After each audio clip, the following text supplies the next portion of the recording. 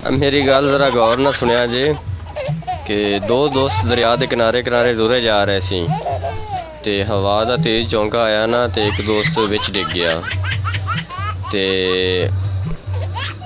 बड़िया मिन्नतां तरले करन लग गया तो कहन लग गया बाबा खाज खिजर मैनू बाहर कढ़ मैं तेरे नाँ ते देगा देसां।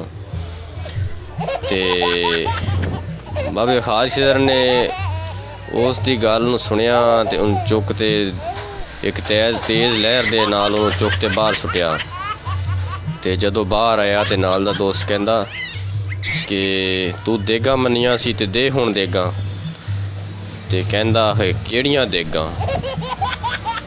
तो फिर हवा दा तेज़ झोंका आया तो विच डिग गया। तो कहंदा बाबा जी मेरी गल तो सुनो, मैं तो मजाक कर रहा सी, मैं तो पुछ रहा सी कि किहड़ियां देगा, मिठियां कि लूणियां देगा।